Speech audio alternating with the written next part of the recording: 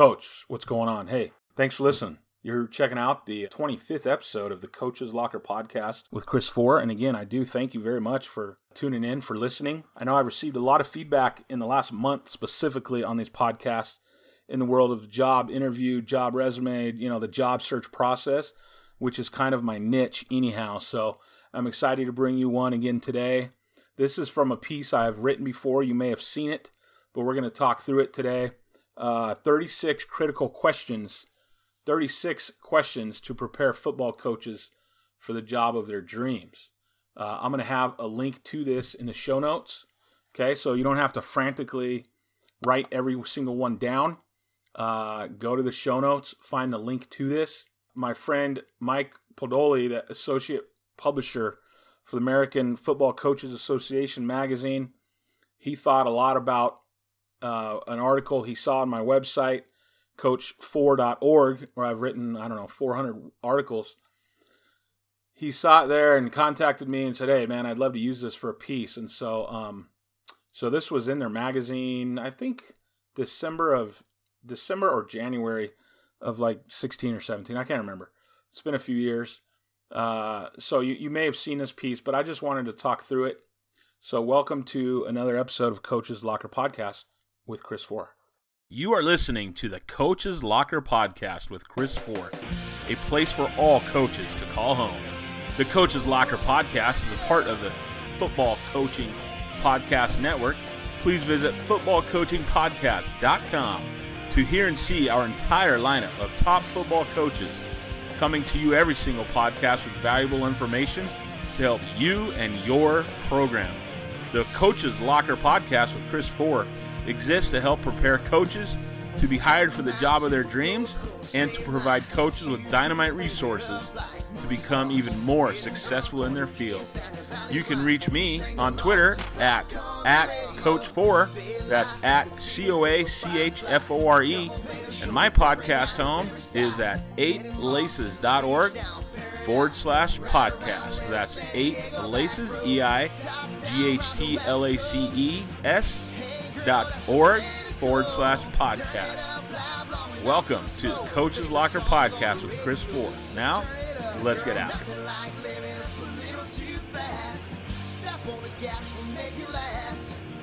Hands up, forget about the past, 'cause you and I's everything I ever asked for. Top down round the West Coast. So let's jump right in. I know this is, it's starting to be hot and heavy time for interviews. I'm recording this actually, the last week of December here, December 24th, Christmas Eve. Wife and kids are still in bed, and I'm up early tending to my needs. And just trying to get one in the can here before a busy Christmas week. So I know coaches are out interviewing. Some coaches have landed jobs. Here in Southern California, I track every job. You can check that out, 8laces.org/SoCal. And we currently have, let me look at it, it's something around 42, I think.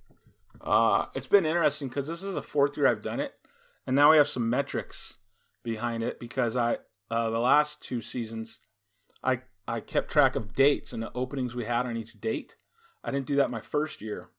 But, so right now we have 39 open and 11 filled. So 39 open and 11 filled. So, yeah, we've had 50 jobs turned over here. So that's been fairly interesting to see. And so, again, I know it's that time of year. Coaches are wanting to check things out. Go interview, move up the ladder, move sideways, whatever it is. Maybe you got fired and now you're out looking for some advice. I'm not sure what it is. But anyway, let's talk through this list of 36 questions. What has been, and now, kind of when I wrote these, you got to remember, I've been a head coach, short time, 8 years here in Southern California. And then I've been an athletic director 6 years. I was let go in 2011. Let go, fired. I don't care what you call it, real honest with you. I think let go is a term. Kind of fired. I didn't have a job and I wanted one. Somebody told me that recently. If you want the job and it's no longer yours, you were fired. And yeah, probably a lot of truth to that. But I was at a school, Capistrano Valley Christian, for 5 years. in that 5th year, we got a new superintendent, and, he did his thing and brought his own guy in. And so I was, thankfully, he did that on a Friday right before vacation at about 2:30 in the afternoon. That was really sweet also. I say that with a lot of sarcasm. But anyway, I went out and interviewed a lot. I really had never had to, I interviewed for that job. 2006, I left the school just because I wanted to go find an athletic director position. And so I interviewed, at a few different schools then. But after 11, I got a lot more interviews because, my education, I'd been a head coach at 2 different places. I had a master's now. I had a lot more experience under my belt. So some of these questions are from those. I always went down, and I would suggest you do this too. As I still do it. I'm an administrator now. I'm an assistant principal. And I've had some of those interviews over the course, I've had, I think, 3 of those interviews, landed one of those jobs. One of them, 1, 2, 3, one in person, one on Skype, and then a second in person that I got. Skype interviews suck. I hate it. Don't ever. If you're on a Skype interview, you might as well. Honestly, I almost backed out of it. It's not worth my time. But it was my second admin interview ever, and I was speaking at the California Athletic Directors Association convention. So that's a handful. Last spring in the school, Irvine High. They were interviewing guys for an AP job, and I would love to work down in that area. But it was like, hey, they already had, set up interview times. There was no way for me to get back. And so anyway, it was horrible. But what was I saying? Oh, I'm doing that now. Like when I go out, I love the job I'm at right now. I won't be interviewing for several years unless somebody, reaches out to me, and I really wouldn't leave except for a few different jobs because I really love where I'm at right now. But I would love to get down to San Diego sometime, back to my hometown in Fallbrook. I'd love to be an assistant principal back at my own high school, Fallbrook High. But there are not many jobs I would leave for at this point. But I write down every question I can. I go right back to my car, and I'll just work my way through those questions as kind of self-evaluation. And so I do encourage you to do that. So that's partly how I made this list. And another part of how I made this list was simply through my own experience as an AD. And then some of them are how I interviewed assistant coaches when I was a head coach. Okay. But number one here, one of the ones you're always going to get, I think you're going to get this in 1,000%, 100% interviews you ever take. What has been your most important accomplishment as a coach? What about your biggest disappointment as a coach? And what the interview panel wants to see here, okay? They want to know kind of like, okay, what's important to this guy? Because if you come off and rattle that, we won 5 state championships in a row, or you come off talking about how most accomplishment is every year you've been a head coach, your team's made the playoffs. Okay, your most important accomplishment is, that you beat your rival every single year, the last 8 years, and before that they hadn't beaten their rival in 20. If your answer is all about winning here, you're going to have a tough time with that crew. Because a lot of times, folks, let's face it, and I'm going to mention this a few times during this interview, a lot of times the interview panel is not football people. Let me repeat. A lot of times your interview panel are not football people. I know here in California specifically, a whole lot of times you're going to get these interview panels set up with 3, 5, 7, 9 people. A lot of them are just district people, or maybe like the superintendent, 3 principals, director of HR, maybe one person, and another person from the site, ASB guy at the site. I just know from what I've heard, I've been tracking this stuff for a long time, specifically in Southern California. You have a lot of non-football people on those interviews, okay? And so if you start off with, hey, it's awesome, you guys beat your rival for 8 years, that's rad, but if you start with just winning there, it's going to paint you in one light. The winning's the only thing that matters. And then, don't be cheeseball and say, oh, definitely it's, my graduation rate. I'm really most proud of the fact we've graduated 100% of our ball players the last however many years, because quite honestly, guys, about 100% of high school kids graduate. In most areas that's pretty high. So now, unless you compare and contrast, yeah, there's a chance that maybe your graduation rate, you were able to jump it up quite a bit or what have you. But let's be honest, most of the time, high school graduation rates are going to be pretty high. And then what about your biggest disappointment? Again, if this is all about winning, I think you'll have a little bit of a tough time there. I've answered that question before. Well, other than the 2004 semifinal championship loss, just to kind of break the ice. Other than that one, no, I haven't lost sleep in 14 years over that. But, other than that, it would be how I handled a certain student athlete when I benched him and didn't communicate very well. That turned into a circus, something like that. So, again, you don't want to make that question all about winning, all about losing. What are your coaching goals? This will always come up, A lot of times you'll hear it, what are your short and long-term goals? So, and that's exactly how I advise you to answer. Go in with 2 short-term goals, go in with 2 long-term goals, Well, short-term, I know the program here. You guys just won a state championship. Head coach got that college job. My number one coaching goal in coming into the school is to ride that wave. I want to just keep doing things the way they've been done, because as I've looked around and I've asked around on this job, it's a great place to be. The football program's rolling, so that's number 1 goal. Number 2 goal is to keep as many of our coaches here who have been here, who have established to build this program. Those are my 2 short-term coaching goals. Long-term wise, I really want to settle into one place with my family for the next 10 to 12 years, to be at one place until my oldest son graduates. And so that's a long-term coaching goal. And then my second long-term coaching goal is to finish up on my master's in coaching and athletic administration. I've been a part of a program for 4 years doing it, something like that. Okay, something like that, which, by the way, I teach in a program at Azusa Pacific University in master's program, and then I got mine from Concordia University. Both of those schools are here in Southern California. Both offer a great master's program there. But you want to think about 2 short-term, 2 long-term. Question 3, what are your strengths and weaknesses as a coach? Okay, folks, you got to be prepared. Have these prepared. A lot of times you're going to hear 3 and 3. What are 3 strengths, 3 weaknesses as a coach? And a lot of times, what I hear as an AD, a lot, is when I have that type of question, I get, they bang out 3 strengths. Boom, boom, boom. And then weaknesses are like, I can't really think of a weakness.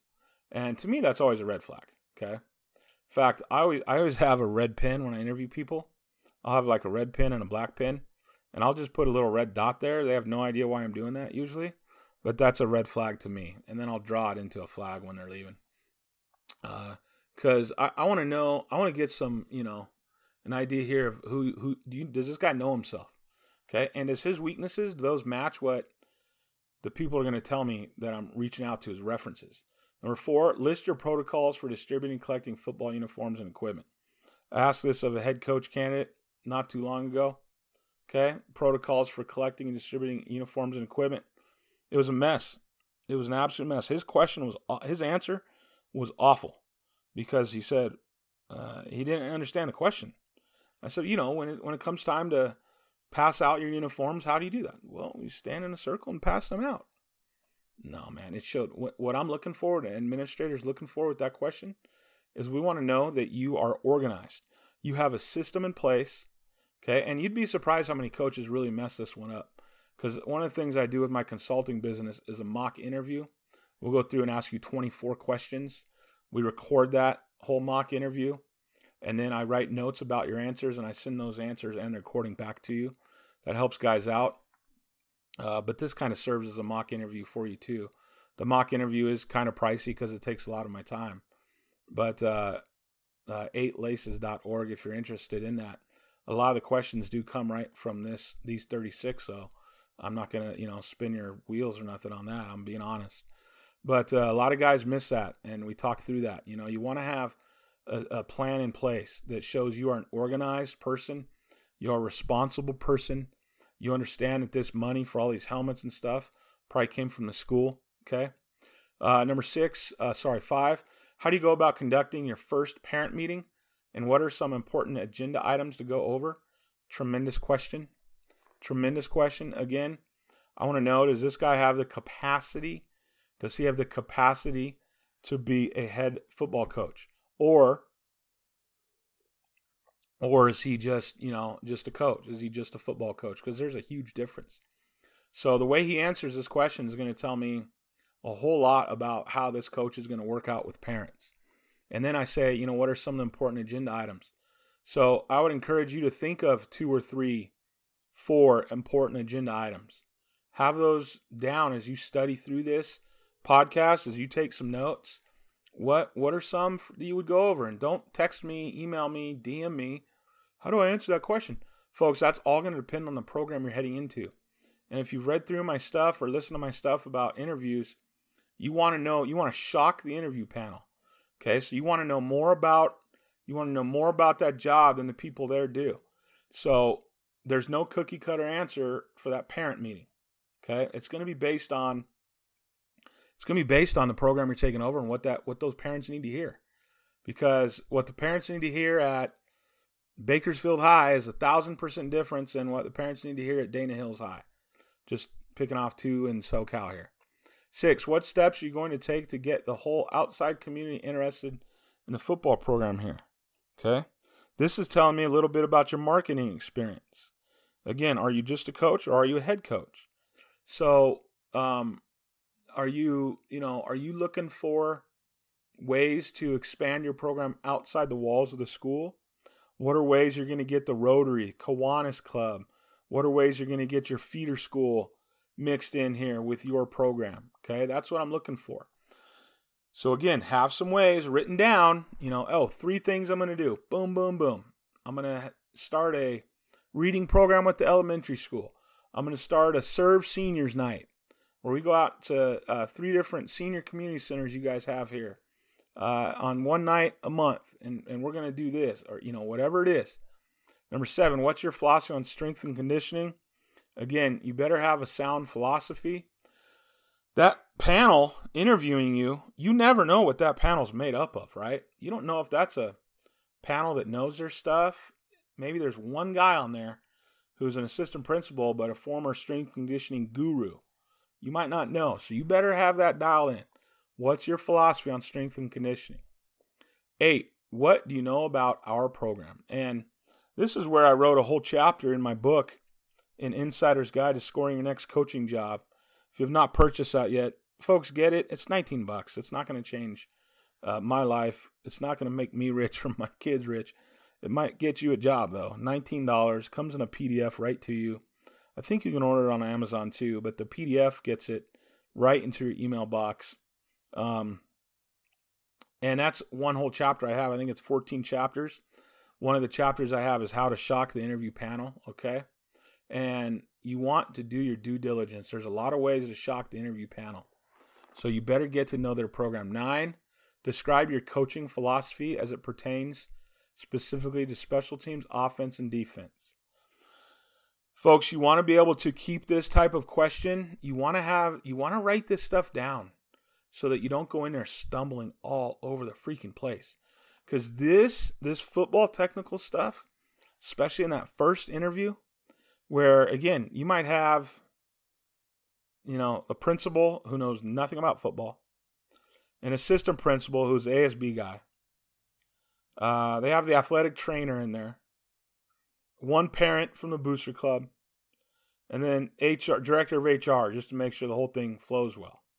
And then they got a teacher who hates football. That's your interview panel. First round. Folks, if you start going into, the 99 ways the spread option offense is better than a wing T offense, or you start preaching about, there's nothing better than a 4-3 defense and you list 48 ways, okay? Or you start, talking about how amazing the shield punt is, shieldpunt.com, okay? Then you might lose these people. So keep your philosophy, because they're asking about your coaching philosophy. Keep that to 1 minute for each of those. Offense, defense, special teams. Then if you can tell, then if you think, and you got to wow them. Okay? So you better have a very sound understanding of your philosophy of, hey, on defense, we're going to spill everything on the outsides. And what does that mean? What does that mean to some ASB lady? Okay? So, make sure that, or ASB guy, I don't want to be accused of being sexist. Make sure that you are dialed in on that question. Spend some time on it. 10, explain your process for preparing your team for a game. What I want to see here is, okay, from the weekend, from Saturday to Friday night, from Saturday morning to Friday night, okay, I want to see how you get your team ready. So this is about scouting, and walk them through that. Walk them through the week. Again, most folks on that panel, they have no idea what you go into as a coach. So walk them through that, okay? How do you work with officials? What is your philosophy on the way that you treat officials? How do you let your players interact with officials? Again, this is going to tell me a lot about authority that you have or don't have. This is going to tell me a whole lot about how you view people outside the game that are in charge of that game. This question here is going to be very, very important to administrators. So, and you can't fake it, okay? As you're going through the interview process, folks, tell stories. How do you work with officials? Well, let me tell you this one guy named John, okay? John was an official down at Linfield Christian. We had him starting in 2001. And I always I bet my coworkers, my other fellow coaches, we'd bet like carne asada burrito know what John does for a living outside of here. And if he's married and how many kids he has, those three things, right? Well, John looked really familiar to me from before. And so I just took a stab in the dark. I said, John, hey, do you work at Costco? And he said, yeah, I sure do. And that opened up a good line of thinking. And then pretty soon I knew his name. I knew his wife's name and that they had 3 kids before we had even kicked off the football. And that's how I would try to treat our officials. Get their attention. I mean, can you see what that does? Right there, that's a cool story that gets their attention. And that's a true story as well, okay? That tells them a lot about how I treat officials. And I say, the reason I do that is 12. Have you been ejected from a game? If so, describe what happened. How did you handle the situation? What did you learn from it? That's always going to usually come up in a background check of some sort, so make sure you're honest there. 13, if a parent approached you while you walked to your car after a practice or game and wanted to talk with you about their son's playing time, what would you do? Okay, if you're approached, how are you going to handle that? Most coaches here rattle off, well, I don't talk about playing time. That doesn't answer really the question. Okay, how would you handle it? It's very important that you listen to the questions. Okay, well, I would listen to the parent. Usually a parent in that situation wants to get something off their chest. They're very agitated. They're very angry. And so I would sit there and I would listen. I'm not just going to shut them off. I would see what their concerns were, let him play his whole hand right there in front of me. And then I would address the fact that, sir, you know what, we just played a game. Everyone's emotions are hot. I don't know if you were at our parent meeting, but part of our policy here is we don't talk about playing time until after 24 hours after a game. And so we're certainly not going to have that discussion here. If you'd like to set up an appointment with me for Monday, I'd love to talk to you about your son's playing time. But also remember that part of our policy here too is your son has to be there for that meeting. Okay, so you want to explain kind of how you approach that. 14, how would you deal, and folks, parents, before we go to 14, parents are going to be a big part of the interview. Admin's going to want to know what they're getting into with you as a parent. Admin is going to want to know what they're getting into with you as regards to how you handle parents. How would you deal with players who are late to practices, team meetings, or games? How would you deal with players who are late to practices, team meetings, or games? Folks, this should always, 100% of the time, this should be addressed in your program's manual or your team's policies, written policies. Big believer in that. These guys is, we just have one rule, do the right thing. I think that's BS. Because what if a kid forgets his helmet? He didn't do the right thing. You're still going to play. I mean, I don't understand these guys. These one rule guys. We only got one rule. Make it simple. Okay, well, so a kid goes out and gets hammered on the weekend, and cusses you out in a text message, cusses out the whole staff in a text message. that kid, so he's breaking the one rule, keep the team first, or whatever your one rule is. And then you have a guy who forgets his helmet at a game, or less, forgets his helmet at practice on Wednesday. So now he can't practice. Those guys are both broken the team rule, but now you're going to handle them way differently. What's going to guide you through? I'm a big believer in written rules. So for a lot of reasons, and I don't think you have to have 50 of them. Okay. But you should have some policies and procedures for your program. 15, what's your off-season training plan? What is a blueprint specifically for winter training, spring training, and summer training? So here you should be able to walk that panel through what your whole season or your whole year looks like. Okay. 14, how would you deal with players who are late to practices, team meetings, or games?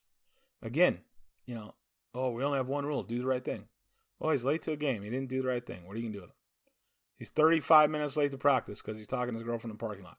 He did not do the right thing. What happens to him? Okay, so how would you deal with players who are late? When I was a head coach, we had a procedure for that.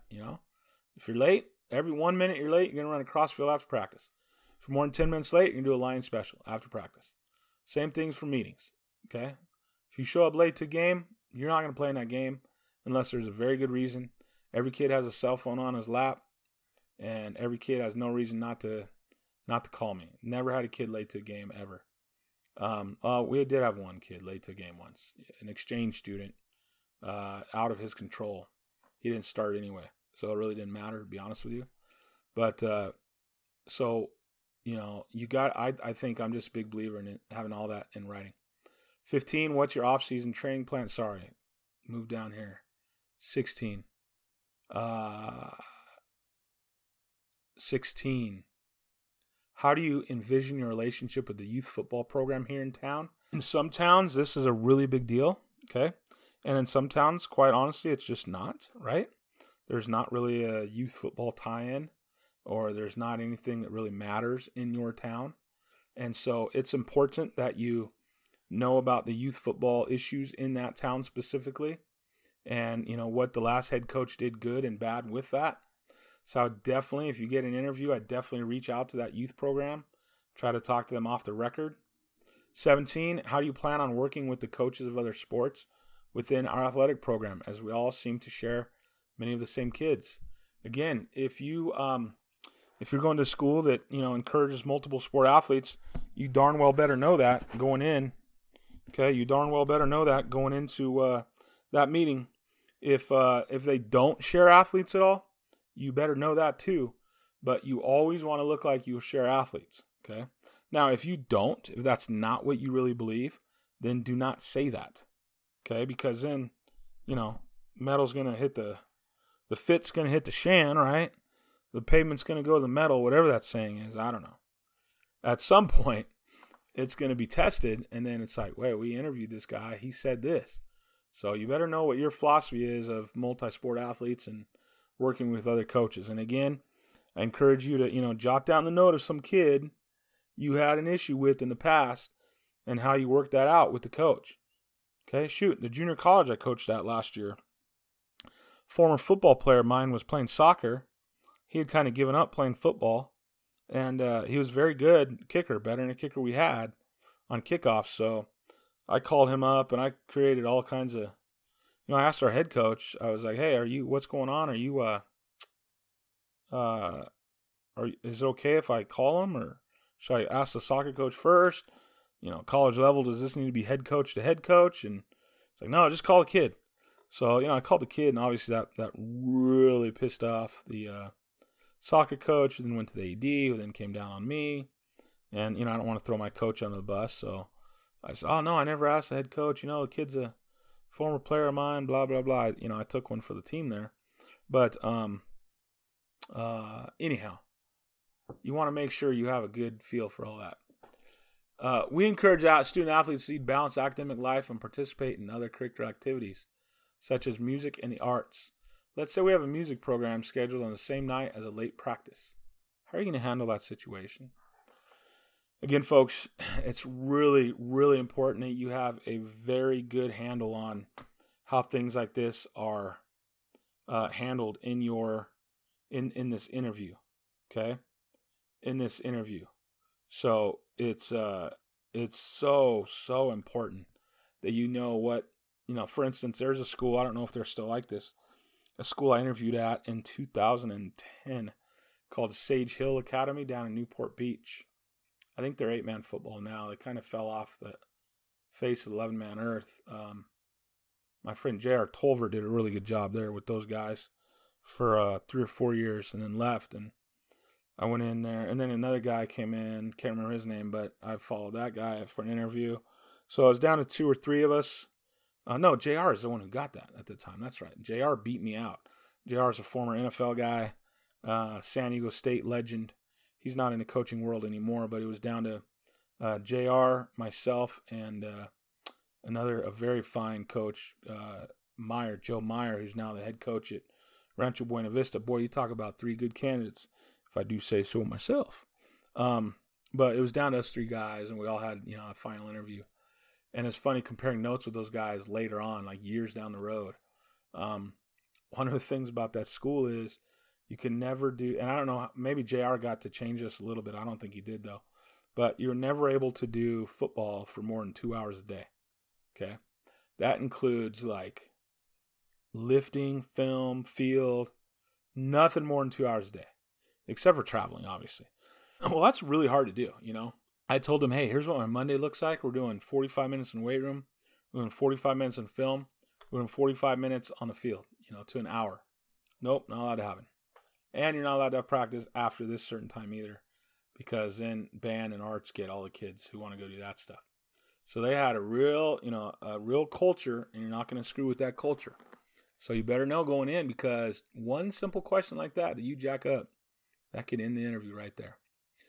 I worked with a principal before. He had a little sign where, little sign to me when he was, done listening to a candidate.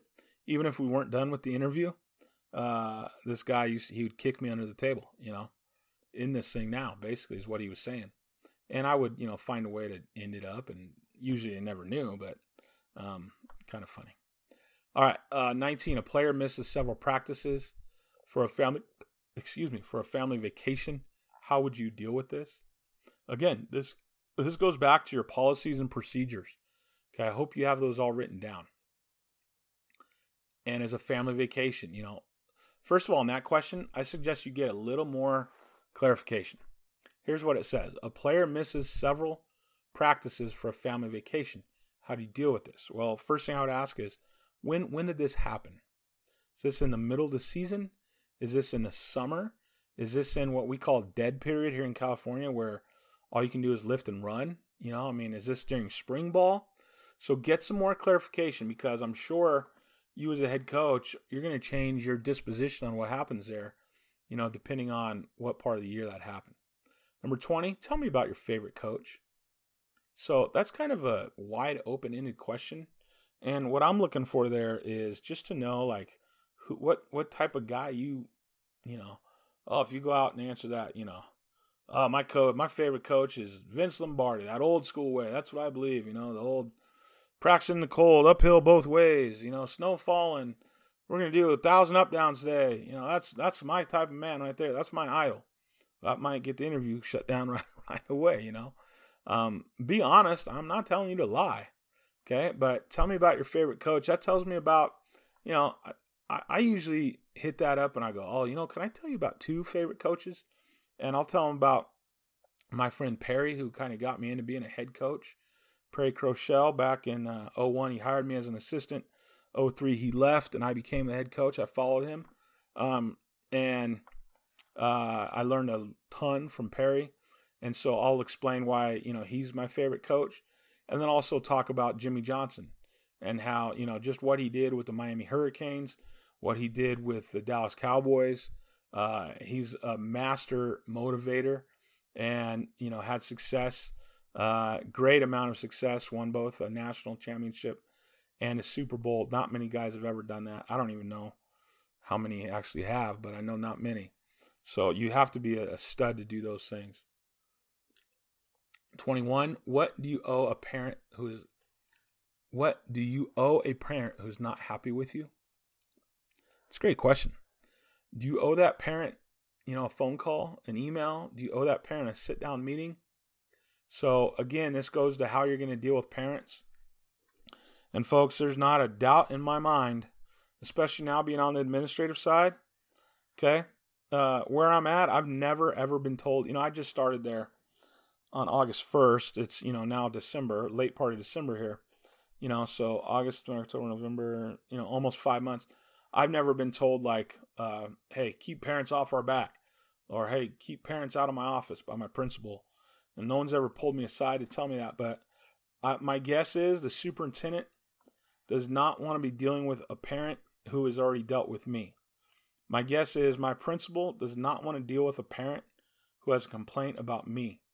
And so, yes, I do want parents to leave my office satisfied, not happy, but satisfied that they were listened to. And that's the question I ask them. In fact, last Wednesday, I had a parent call me all ticked off, and I'm not going to go into the details of it. If I did, you would laugh, but I had a parent all ticked off about something I did to a kid we knew was smoking in a bathroom. And so, the way I handled that with the punishment, his parent called me all upset and swore up and down that their kid didn't do it. We end up being able to explain and prove that, yes, their son did do what we accused him of. But, 45 minutes later, this parent is like telling me how great I am for the school. He called me chewing me out. 45 minutes later, this guy's like my best friend. He's calling me Chris, And so that parent is not going to go up the ladder at all, They were satisfied with how I answered their problems. And so make sure that you talk through how you're going to handle a parent who's not happy with you. How would you assemble a coaching staff? What do you look for in an assistant? Again, that's going to tell me a whole lot about you as a person, how you put together a staff, how organized are you in that process, or do you just, flippantly go about it? What do you look for in an assistant? Okay, what kind of guys are you looking for? Girls are you looking for? What kind of people are you looking for?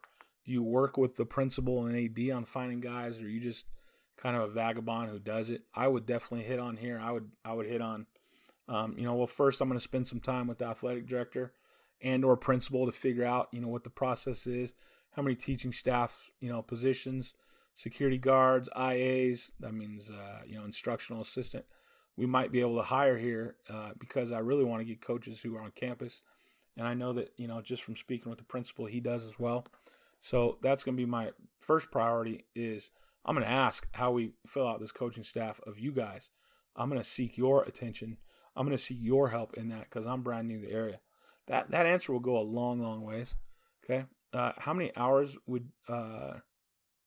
how would you delegate responsibilities among your staff? Again, this is a document. This document's in my manual. Outside the lines manual, I've got 19 forms and templates in my manual. Outside the lines, it's a football manual. 105 documents. This is one of those in there where we, divide up your coaching responsibilities.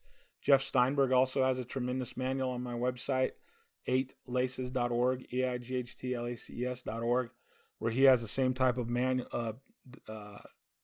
product, the folder that he has, the PDF that he has about running a year-round program also has that sort of document in it. And you want to be able to, when you go into that meeting, that interview, you want to take with you a portfolio. And in that portfolio, like on this one, you can say, oh, hey, right here, turn to page 35. You'll see how I divided my staff up last year. Or this is, a template I use to divide up the responsibilities among my staff. And so if you're organized, highly organized in that way, that'll go a long ways. 24, how would you handle a situation where coaches on your staff did not get along? Again, I encourage you to think of a specific situation that's happened on a staff you've been on. Okay, think through that one critically. 25, how many hours would you work per week in season? Would you expect the same commitment of assistants? At what point does working too many hours become a concern? It's a great question. If they're hiring someone to teach AP government as well, they want to know you're a balanced guy. Oh, yeah. Are you married? Oh, yeah. Are you a dad? So you better talk a little bit about balance there, okay? Don't be caught off guard with that question, and don't go in, oh, it's a grind. Freaking hate that word. If you follow me on Twitter, you probably know that. Folks, I don't think football coaches grind. I think they work. I think soldiers grind. My grandfather was in the Marine Corps for 30 years. Retired, I believe. It's called a Master Gunnery Sergeant. That dude grinded. He grinded in Korea. He grinded in Vietnam. Waking up in a freaking rice paddy for a year. Okay? Writing letters back and forth to home that are, months and months and months apart. That's a freaking grind. Watching film is not a grind. I don't care who you are. Stop making yourself feel like you're Mr. Grind because you press play.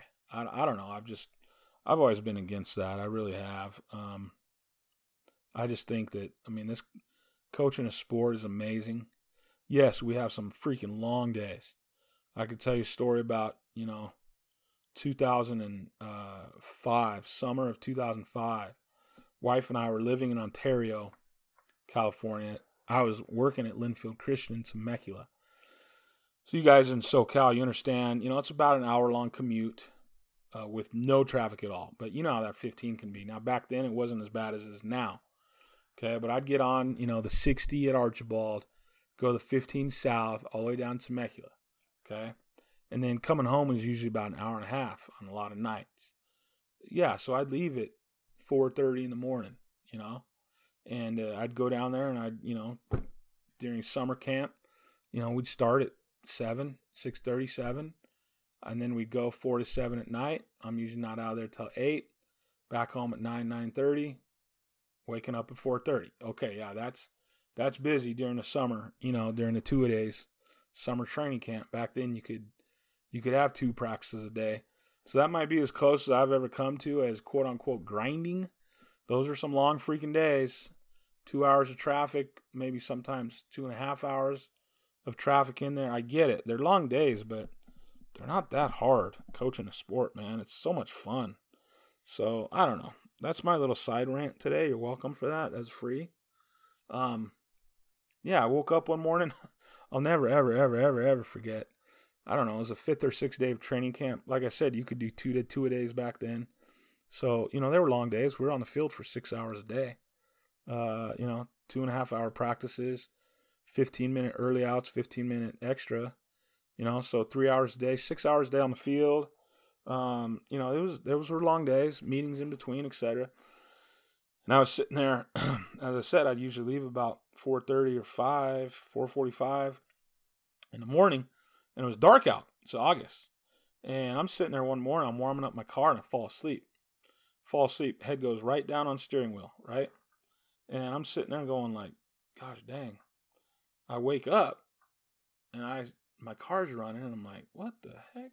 So I stop my car, and I get out, and I start to walk back in, and one of my neighbors is leaving for work. I looked at him, and I'm like, hey, man, good morning. What time is it? He's laughing. He tells me, 4:50 or something. I'm like, oh, dang. All right. So I got back in the car. That's scary. But I guess that's as close to a grind I'd ever have as a football coach. But still, man, it ain't a grind. 26. What 3 subjectives would current students use? Adjectives. What are 3 adjectives current students are used to describe you as a teacher and a coach? What are some adjectives students would use? So that's a really good one to know. I know I've heard that asked in different ways. 27. Weight room workouts can have many safety risks. How do you as a teacher minimize the risk of injury to student athletes? That HR person, that HR guy, that HR nerd in the meeting, he's gonna peek up a little bit here at this question, okay? Because a lot of times HR are safety guys too at their school districts. 28. Diagram a 3-play package you would run out of your offense. Describe why these 3 plays work within your coaching philosophy. You better be ready for that whiteboard, gentlemen. You better be able to explain it to non-football people. 29. Diagram your base defense against a pro I set. Walk me through the thought process of why this is an effective strategy. Okay? Again, I'm amazed at how many Interviews happen where guys never ever get on the whiteboard. But, a lot of schools are wise when they do so you better be ready. 30, if a football player asks you for advice on whether or not he should play another sport in the off season, or if he should just hit the weight room to become a better football player, what do you recommend? It's kind of a loaded question. I'm not going to give you an answer there, folks. You better know how you would handle that situation. Okay, how would you handle that? What would you do? 31, if hired by us, list the first 3 things you would do. List the first 3 things you would do if you were hired by us. Okay, I've got a document out there. I think it's on my website. I know it's in my book as well. First 30 days on the job. Here you go. Here's what you want to focus on. So make sure to have those down. Okay, I would say they asked for just 3 of them in this question, which is a good idea. 32, how will you maintain positive, regular communication with the parents, AD, and administration? Okay, so you're going to need to talk about your communication styles, your communication devices. Maybe it's, for the parents and fans and students of the school, I'm going to start a brand new Twitter account. We're going to have Instagram, because a lot more kids are on there than Twitter these days. Don't say you're going to start a Facebook group for the kids. You might get laughed out of the room. Funny how that's changed over 10 years. I remember 2009, maybe 10. 2009 or 10, I think 10. I announced at the school I was AD at, Capital Valley Christian. I'd started a Twitter account, Well, back then, for the school, for the athletics.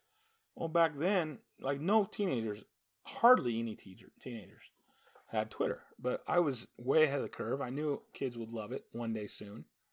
And so, I was literally helping kids understand what Twitter was and how you could follow us if you weren't there, with score updates. And a lot of kids are like, we don't have this. Everyone's on Facebook. But sure enough, what happened there was Facebook, kids left Facebook for Twitter. And, now back then, you didn't have hardly any adults on Facebook, and now you have a ton of adults that are on Facebook. Anyway, I think that's all interesting. It's another free side note. Where are we at here? 33, we're wrapping up, guys. Couple more. Give me the details and outline for a typical day before walkthrough prior to a game practice. Walk me through a practice. What does your practice look like? Okay. Again, if you're going in for a head football coach interview, this should not be a tough question, but you want to think about how to sum that up in about 2 minutes. You start getting all these technical things, you're going to lose people. So think about how to sum that up in 2 minutes. 34, is character or ability more important to you, and why? That's a loaded question. You can't answer one way or the other. If they really push you to, yes, do it. Otherwise, it's both. The answer to that is both. And I would define character, then I would define ability, and tell them why both are an integral part of your program. 35, what is your step-by-step emergency plan for a player who sustains a serious injury or serious illness during practice?